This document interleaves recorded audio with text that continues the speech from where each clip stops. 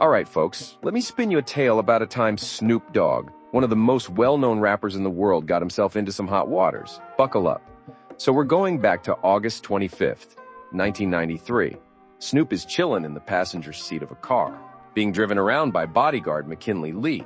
It's all smooth sailing until they see this chap named Philip Woldemariam. Apparently, there was some bad blood between them. The argument escalated quickly, and suddenly, Woldemariam was shot dead. While Snoop Dogg wasn't the one who pulled the trigger, he was right there in the car, and that put him right in the center of a major police investigation. Then, bam, just like that, Snoop was charged with first-degree murder. Think about this for a sec. He had just dropped Doggy Style, his debut album that turned him into a megastar. He was on cloud nine, and this charge pulled the ground right from under him. Snoop's arrest shocked everyone. Of course, the media jumped on the story like it was a juicy steak. It was all over the place.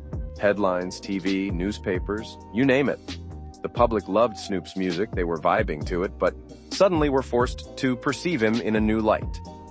And the expert critics? They couldn't help but focus on the fact that his debut album contained quite a bit of violent language. Was art really becoming life? Lawyer extraordinaire Johnny Cochran stepped in to represent Snoop and Lee. His defense relied on explaining to the court that Snoop and his bodyguard were only trying to protect themselves. They were just caught up in an argument that spiraled out of control. It was all self-defense. Their trial was incredibly high profile, with the jury and just about everyone else hanging on every detail. 3 years of regulations, hearings, and trial proceedings. It was a bad dream that seemed to last forever. But then it was done.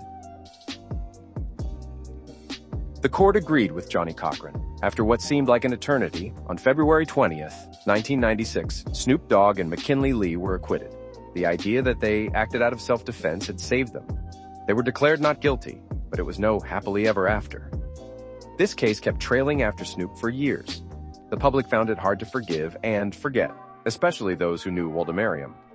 Even after they found fame and success, Snoop and Lee had to keep defending themselves and their actions in the court of public opinion. Despite all the detractors, Snoop kept his career going, and even today, he remains a prominent figure in the world of music. Yet the shadow of that fateful day in 1993 continues to linger over his sparkling success story, underscoring the complex and often harsh realities of life in the spotlight.